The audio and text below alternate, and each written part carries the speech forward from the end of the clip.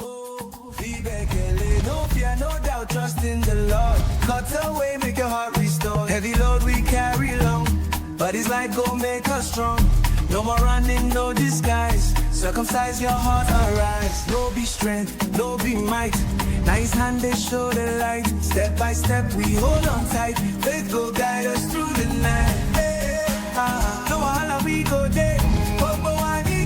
No fear, no shaker. Faith go guide us through the night.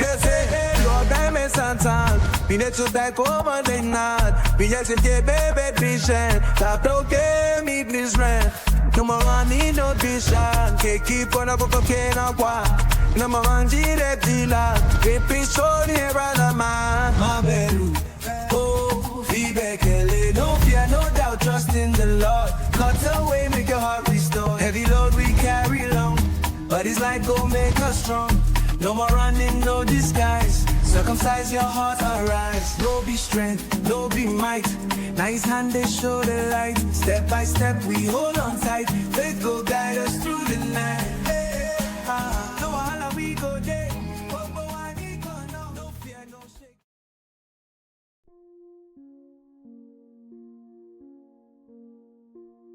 While southern elites built their fortunes on land and enslaved labor, a different empire was rising in the north.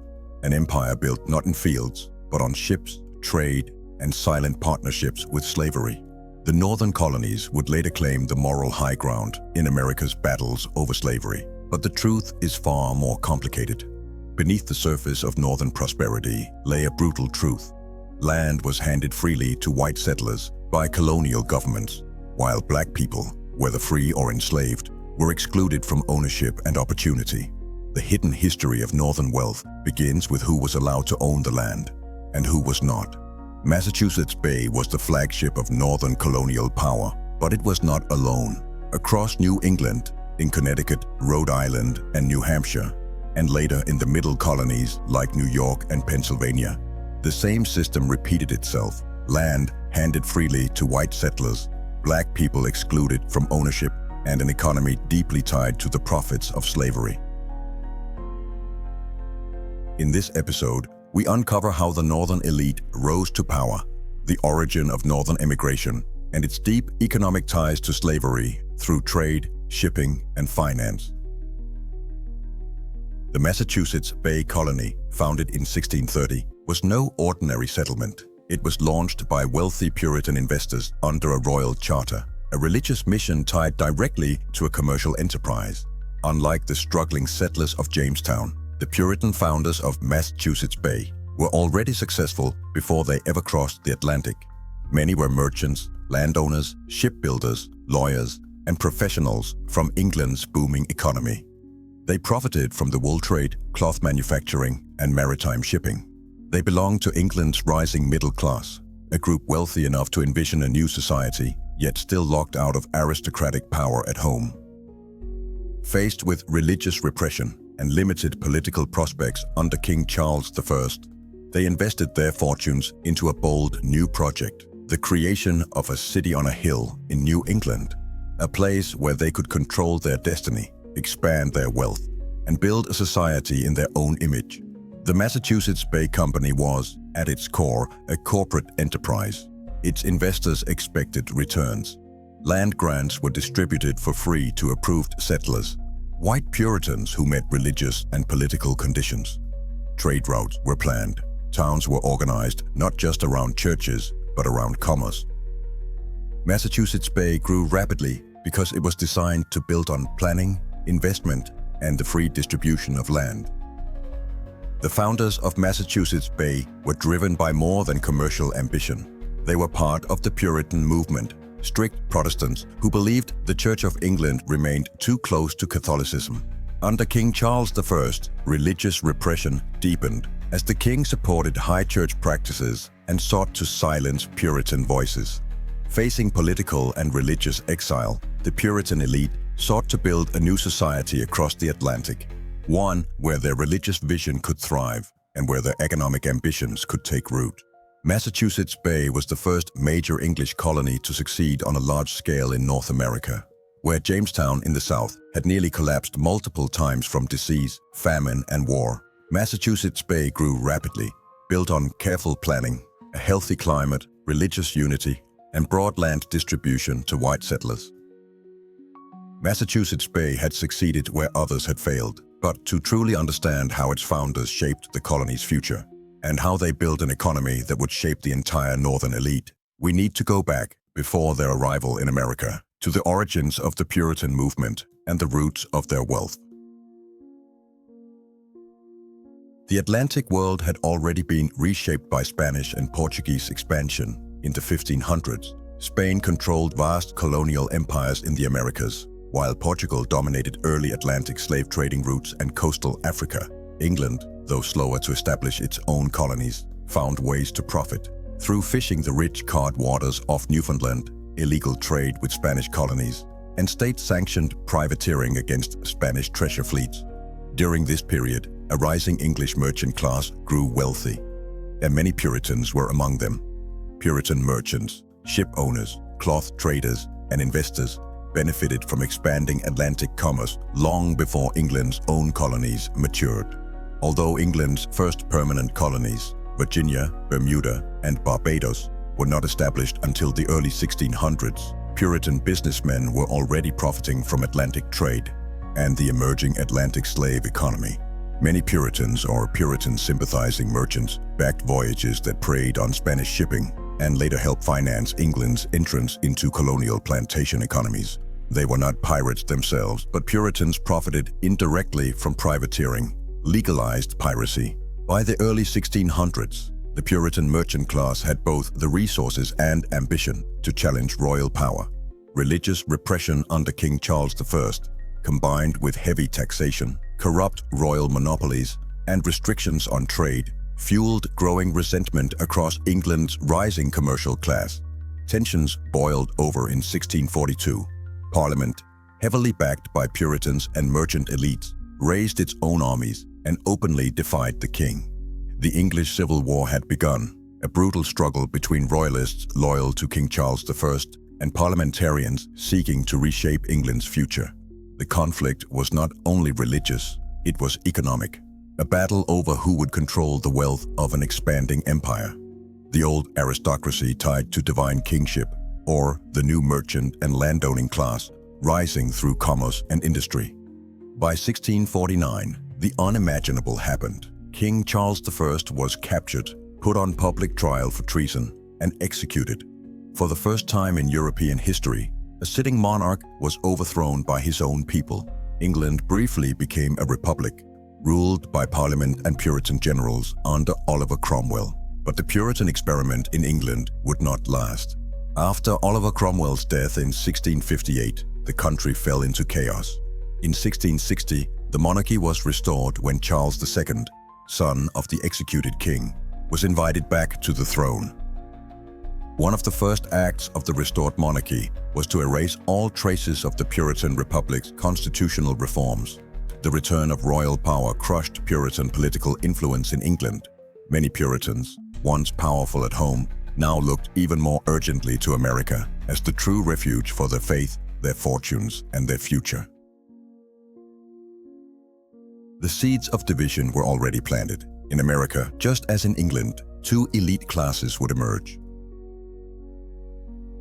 A plantation aristocracy tied to the crown in the South, and a merchant-led society shaped by Puritan ambition in the North. Two visions of land, labor, and wealth. Two futures on a collision course. For many Puritans, the chaos of the English Civil War was not a defeat. It was a divine signal, a calling to cross the Atlantic, to escape the corruption of the old world, and to build a new society where faith, commerce, and destiny could rise together. As England fell back into royal control, the Puritans in America were building a success story of their own. Massachusetts Bay had grown rapidly, built on careful planning, religious unity, a healthier climate, and broad land distribution to white settlers. Between 1630 and 1640, the Massachusetts Bay Colony's population exploded from around 1,000 settlers to over 20,000 people, the result of what became known as the Great Migration. Compared to the fragile settlements in the South, New England offered healthier living conditions, a more balanced family structure, and stronger community institutions. But the story of Massachusetts Bay was not just one of faith and farming. It was a story of commerce, shipping, and deepening ties to the Atlantic slave economy. While over 20,000 Puritans settled in Massachusetts Bay during the Great Migration, an even larger number of English settlers, many also Puritans, migrated to the Caribbean. There, they helped build the brutal sugar plantation economies that fueled the Atlantic slave system. The northern elite may have distanced themselves from plantation slavery in public, but their rise was part of a larger movement deeply tied to colonial wealth and exploitation across the Atlantic world. Massachusetts Bay merchants quickly found their place in the Atlantic economy. They shipped timber, dried fish, livestock, and manufactured goods to the Caribbean sugar plantations, and in return, they brought back sugar, molasses, and sometimes enslaved Africans. Boston, Salem, and Newport became busy ports, not only for colonial trade, but for the brutal triangular trade that fueled the Atlantic world. New England rum, made from Caribbean molasses, became a central product in the economy, sold locally, shipped to Africa to purchase slaves, or traded for more goods. Even though New England never developed large plantation systems like the South, its economy was deeply entangled with slavery.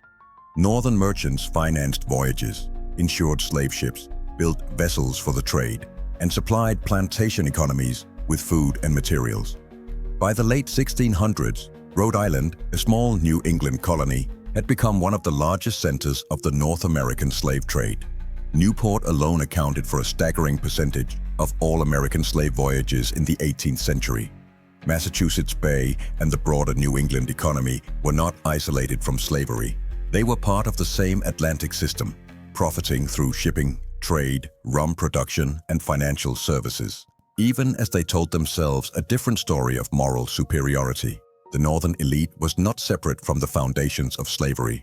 They were deeply invested, commercially, financially, and structurally, in a system that extracted wealth through human suffering. New England's churches preached righteousness. Its merchants practiced ruthless commerce. The wealth generated by New England's trade with the slave economies did not remain scattered. It concentrated into the hands of a rising class of merchants, ship owners, and financiers. Families who controlled shipping fleets, rum distilleries, and trade houses began accumulating fortunes that rivaled the great plantation owners of the South. But unlike the Southern aristocracy, built on land and labor, the Northern elite built their empires through commerce, finance, and control of trade routes. At the same time, New England's population exploded. From just over 20,000 settlers in 1640, the region grew to more than 100,000 by the early 1700s. Towns expanded, small farms spread inland, and entire communities were built around trade, shipping, and agriculture. White settlers were given land grants, opening doors to independence, wealth, and social status. Meanwhile, free black people, even those born in New England, were systematically excluded from land ownership and political rights. They were often pushed to the margins, denied the very opportunities that helped lift ordinary white settlers into prosperity. Even small farmers who owned no slaves directly benefited from the larger Atlantic system. They sold food, timber, and livestock that fed the plantation economies of the Caribbean. Their markets, their profits, and their community wealth depended on the demand created by the vast slave-driven plantation system. In coastal towns, owning an enslaved person became a status symbol, a visible sign of wealth and standing, even among households that did not depend on slavery for labor. Ministers, merchants, and artisans in New England commonly owned one or two enslaved Africans, not out of economic necessity, but as an expression of social position.